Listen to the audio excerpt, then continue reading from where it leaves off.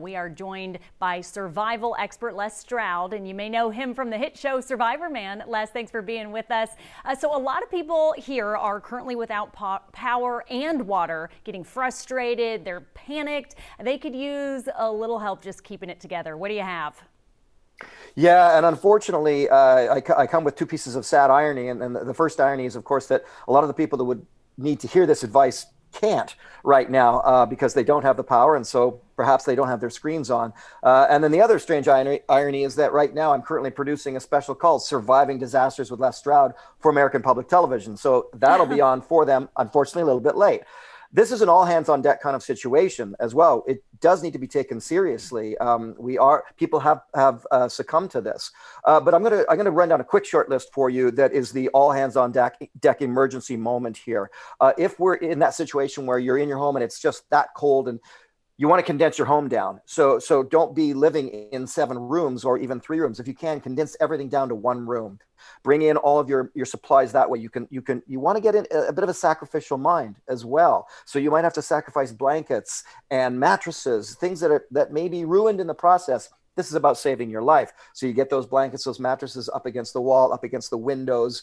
This is becoming a little claustrophobic even as I say it, actually, but it's something to do for survival. Condense your large living space down into 1 small space, but then you've also got sanitation, don't you? So you do have the bathroom to think about.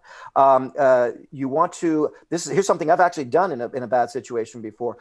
Let's throw modesty, not necessarily modesty, but small conveniences aside. When you go to sleep under a ton of blankets. I have one time in minus 45 slept under a whole whack of blankets with my partner and actually was no heat and stayed warm. So when you go to bed, don't try to sleep normally. Pile up the blankets. One time I even slept in between a mattress and a box spring because the mattress was the only mattress I had. Don't use an open flame inside. That's a big thing. It's so tempting. It's so difficult not to get flames going. Maybe you happen to have a gas stove that's still working, or you want to bring in your camping stove. This is very dangerous. You can succumb to the noxious and the toxic fumes and die from this. So it's hard to say don't do that, but because you want to bring the heat in, but that's a very big dangerous thing to do.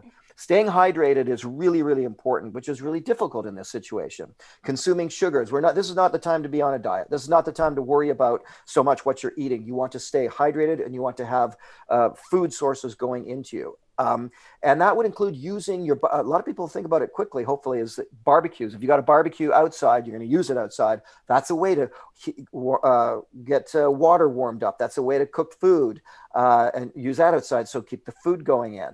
Here's a little trick that I like to say a lot of times. Before you go to bed at night, take a 1-inch square of cheddar cheese, if you have it, and eat that right before bed. Isn't that the goofiest piece of advice? But Yeah, the reality is that I know, but it burns in your stomach all night. I've done that hundreds of times out in the wilderness and in situations like this, and it burns in your stomach and keeps you. I've had times where I've woken up too hot because that food, that fat, that 85% fat burns in your stomach all night and keeps you warm. It's a little trick learned from the Inuit in the Arctic, actually. And lastly, I have some other advice, but it's all hands on deck. This is a scary moment piece of advice. If you're reduced to having some candles lit, and I don't advise open flames in the home, but if you're confident with that and that's something you're doing, that's not going to heat a lot, but perhaps try to suspend a steel plate over that candle, and that takes the heat and acts like a radiator and dispenses even more heat, because the candle itself is not much more heat than a human body gives off. And lastly is your mental stimulation. This is a very anxious, difficult time mentally speaking. And so believe it or not, what works in a situation like this is simple games, card games, board games, eat some fun food. I've heard it advised, stay away from alcohol and chocolate. And sure, alcohol thins out the blood. That's not good. Caffeine was actually what I meant to say, not chocolate. But please don't tell me not to have a nice piece of, chocolate when I'm in a situation like this, or my coffee, for example. That's a sacrifice. I would personally say, look, it's better you keep your mental acuity there than you be so stressed out and you're not touching the coffee because you don't want to have caffeine in your body. So I don't want people over worrying that scenario. This is the time to let go of the diet. people are losing it mentally as well because of the sanitary conditions. You touched on that for just a second, but we got a tweet from a viewer today asking, hey, I can't shower. I feel gross. Do you have any tips on what they can do right now for cleaning themselves besides the obvious wet wipes, or is that just all we're dealing with? Yeah, and I don't mean to say this harshly, but you got to kind of get over that right now. This is not a time to be worrying about how clean you are, but because what you really have are sponge baths. If you can arrange water, then sponge bath. If it's wet wipes, it's wet wipes. But my primary advice is, look, just get over that right now. This is more, life is more important than worrying about that you've got a bit of underarm odor going on there. But the sanitation, as far as when you need to relieve yourself and so on, that's a tricky one. Yeah. And really, again, you're reduced to, and I'll be delicate here, but you're reduced to a bucket. But line the bucket with plastic bag that you can then actually tie up and get dispose of or get out of your living area. So if you're down to a bucket, you're down to a bucket. Modesty is important. It always is in a situation like this. You don't all of a sudden be toughing it out and asking your 16-year-old daughter, well, don't worry about it. We're all in a bad place. Go over there in the corner. No. This is very, very stressful. Set up a place of modesty where people need to take care of their business if that's what you're reduced down to. Les, I'm glad that you mentioned that, because I have to tell you, of all of this, we've all here at KHOU and, most importantly, our viewers as well have either lost power, lost water, lost everything, spotty cell service, all of that, boil water. And I think for me personally, the grossest and most unfortunate part of all this is that loss of water and the toilets not working, that foul smell.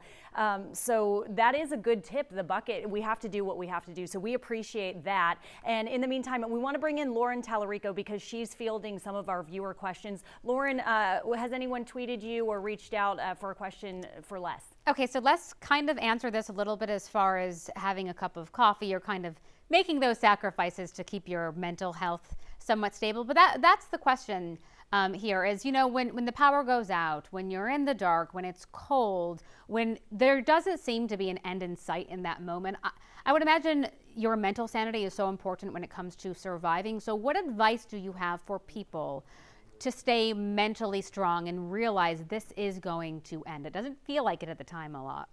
Mm-hmm. Right. And I, the first thing that my knee jerk first of all is remember community. Community is so much more important in survival situations like this and natural disasters than we give it credit. Now, it's a little late to get to know your neighbor, in an after the fact situation. So it's a forced situation, but let's remember community, and that can build your mental stability, if you will. It can build up your emotions when if you're in a position where you're able-bodied and you're strong and you're healthy and you're able to walk and you're able to get out and help your neighbors. You go out, just that knock on the door saying, listen, I'm 7 houses away. We've never met before, but I'm actually a first responder. I don't know if you knew that, and I do have some supplies. Do you need anything? And that will. So I'm giving this job to the person who is feeling really strong to pass on that kind of community effort. But for your own self, again, I get back to, it's the time killers, isn't it? It's the time.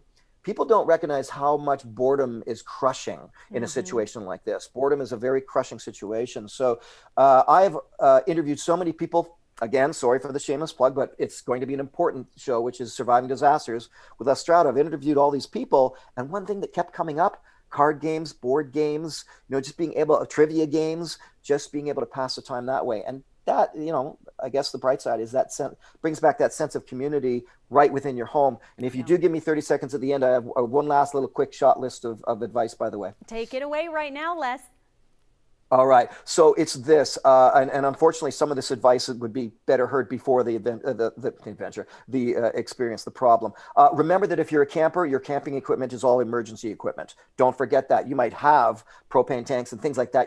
Why don't we set up our camping gear right on the porch or perfect.